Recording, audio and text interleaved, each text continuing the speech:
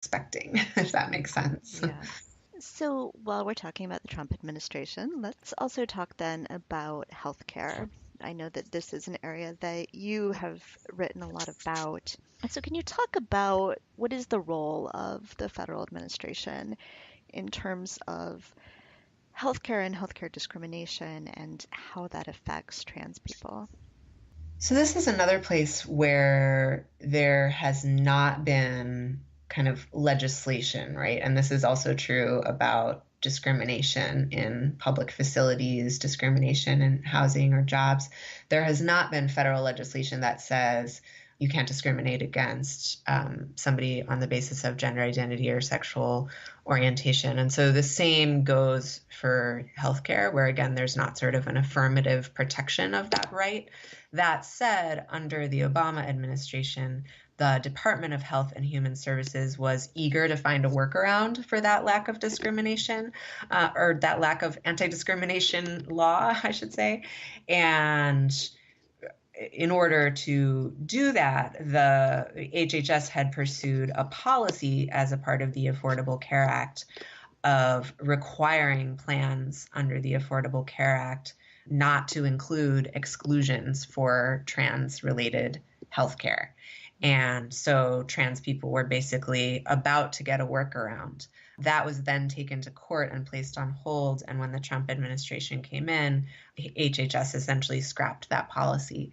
Then more recently, they took it a step further and created a whole new division called the Division of Conscience and Religious Freedom over at Health and Human Services, the goal of which is to defend the so-called religious freedom of healthcare providers who don't want to provide healthcare to trans people. So certainly things are moving in the opposite direction, and the dream that trans folks were going to get covered and going to have non-discrimination requirements built into their Affordable Care Act plans is gone. Another front where that's playing out at more of the state level is the fight for trans coverage under Medicaid plans. But one of the biggest issues here in the South is that most of the states didn't expand Medicaid. And so if you are below a certain income threshold, it's very hard still to get health care at all because of the lack of Medicaid expansion. Trans people are disproportionately poor and low income. And so the policies that affect low income people in many ways are probably the most important healthcare policies for trans people. So let's talk a little bit about what obstacles trans people do face in receiving healthcare. So obviously, insurance and funding is a major issue, but what are the sort of basic obstacles that people are facing besides that? Is discrimination against trans people in healthcare rampant? Yes, discrimination against trans people in healthcare, as far as we know, is pretty rampant. I did a story recently for Scalawag Magazine about a couple of different advocacy programs, peer advocacy programs in Kentucky and Tennessee, where trans people accompany other trans people to doctor's appointments or to the emergency room or to mental health facilities or services. As a way to do peer advocacy and in some ways try to kind of circumvent the basic expectation that you might be discriminated against in a doctor's office. These programs, which are the one in Tennessee is called the Trans Buddy program. So they buddy people up. Another thing that they do is refer people to doctors that they know will be trans friendly. I interviewed a nurse for that story, a nurse in Tennessee who works at a community clinic, one of the federally funded, federally qualified clinics, who said she makes referrals for her trans patients all the time where she talks to providers who won't see someone simply because they're trans. And I'm talking about like dermatologists and people who would remove a tumor from your kidney, like services that have nothing to do with whether or not you're trans. And then, of course, the other issue is access to trans-specific services like hormones and gender-affirming surgeries. That's an uphill battle because a lot of people don't have health insurance. Even for people who do have health insurance, those are often specifically excluded. So if you're trans and you want to get testosterone or estrogen, you can't get that covered by your health insurer. So that's another kind of trans-specific issue. But in many ways, that sort of outright discrimination is the biggest upfront barrier. People are afraid to do something as basic as go to the emergency room because you might be harassed or simply turned away. That's appalling. Beyond the sort of outright discrimination, is there a lack of medical knowledge about the health needs of trans people? I'm imagining cases where there are doctors and nurses who may not be outwardly transphobic, but may just not know a lot about the right questions to ask. Is that something that trans people are experiencing as well? Yeah, absolutely. I did a different story for a website called The Outline about hormones that was actually looking at herbal alternatives to hormones, which is a bit of a cottage industry. But endocrinologists are a group of people who are, relevant to prescribing hormones. And a survey of endocrinologists had found that a good third of them said that they didn't want to see trans patients simply because they didn't know enough about trans related hormone therapies, hormone treatments. So I don't know that that's a good excuse to not see, Mhm. a certain kind of patient. But it's also true that there's a lack of research. So there's not no research, and there are, agreed upon best practices in the medical community for prescribing hormones and doing surgeries for trans people. So, you just go to Google and you'll find that stuff. Hot tip if you're an endocrinologist listening to this. But it's also true that when it comes to, really important questions like the long-term health effects of hormone therapies for trans people, or, the interaction between mental health and hormone therapies, or mental health and surgeries, things like that there's not enough study. One of the reasons that researchers will give for that is that the sample population tends to be really small. So it's actually hard to pull off kind of scientific survey level data about trans people, trans communities in general, because of just sort of logistical barriers. It's a small community. People aren't necessarily out. A lot of people who are trans may not, publicly be recognizable as such, and so on. And so it's a hard community to study. I think the main reason the trans community hasn't been studied is because of oppression and marginalization, but that also is a real sort of barrier to producing the kind of scientific body of knowledge that most doctors would want to look to before prescribing something. Yeah, I mean, I'm thinking through my own experiences with healthcare, and I live in, a fairly liberal area of a fairly liberal city and go to a fairly liberal hospital. And I don't think I've ever experienced a case where there's a form that asks me whether my gender identity and my biological sex may be different.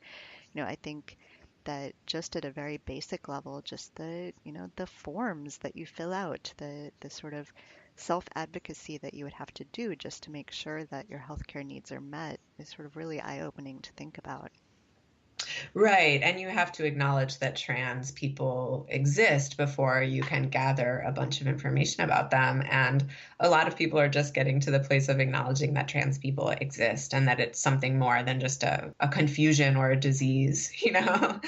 And so I think in that way, things are probably moving in leaps and bounds. I mean, there was a really remarkable population survey. There is a survey out of California that is done every 5 years that gives an estimate of the percentage of the population across the country that's identifying as transgender, and that percentage doubled in the space of 5 years.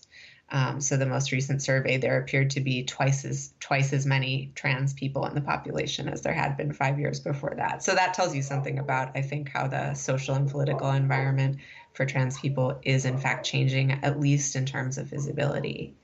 So let's talk about visibility then a little bit. I know one of the things that you think about is media coverage. So there does seem to be more media coverage, however, slightly more in the recent moment. And certainly things like the election of Danica Rome have brought the issue of trans people somewhat to the forefront, and there's been some movement in Hollywood perhaps. But what are the areas in which the media coverage is still problematic or is not as visible as it could or should be? Well, I think one thing that I'm interested in pulling apart and that I think about all the time with regard to my own work is this kind of relationship between visibility and oppression.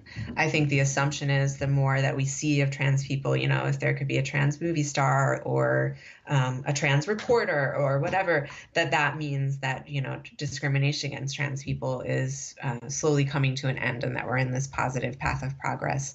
One of the realities that I think we've seen in trans communities is that while visibility is increasing, that doesn't necessarily mean that violence against trans people is decreasing.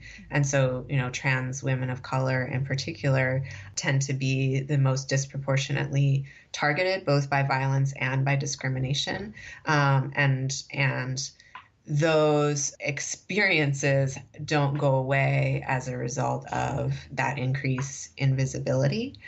And so the thing that I've been thinking about and that I think about in doing coverage of trans communities is how to kind of draw these connections, for example, between the rise after Trump's election in incidents of white supremacist violence and the rise in anti-trans violence, looking at the connections between mass incarceration and the oppression of trans people. So that's another one where trans visibility isn't necessarily the biggest question when trans people are disproportionately targeted by police, and poverty and the ways that people might survive, such as sex work, are criminalized. A lot of trans people depend on sex work to survive because of these other things that we've already talked about around like job discrimination and just sort of basic forms of discrimination, then are pushed into the criminal legal system. So as long as we see increasing incarceration and criminalization in the general population, probably trans people are going to be particularly targeted, and again, especially trans people of color. So a lot of my work is concerned with sort of trying to pull that apart and look at trans oppression and marginalization more systemically and look at the connections between trans oppression and racial justice and the connections between trans oppression and immigration.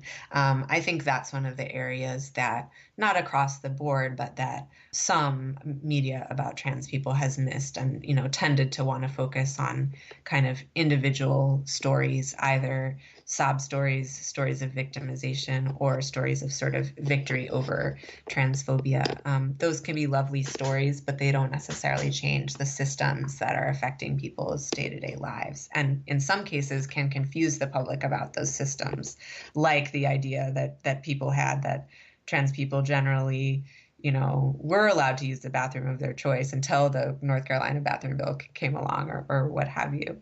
I think another one is a lot of the stuff since the election of Trump, I think, has sort of assumed that trans people had, sort of rights and privileges that hadn't actually occurred for our community yet. And that Trump is rolling them back. And I'm laughing because I have found that a little bit sadly ironic, I guess, as it has happened. I'm like, it's lovely that people are paying more attention, but gosh, that's not quite how I see it. Just from my own personal perspective. But obviously also as a journalist, I'm committed to trying to kind of cut through that and tell the real stories about our community. And some of the time the stories about our community are just more complicated than either us as victims or us as individual victors, and, look more like the last story that I did for Scalawag about the Trans Buddy program, where the people who are running that program, many of them have been victimized by discrimination or anti-trans violence, and they're working together to combat that, in Tennessee, in the South. And so there's all these sort of stereotypes about, that trans people and queer communities are these urban liberal populations that you would find in New York or San Francisco or whatever, and or that you're some sad person in the South all by yourself. And we don't necessarily hear the stories about like people in the South coming together and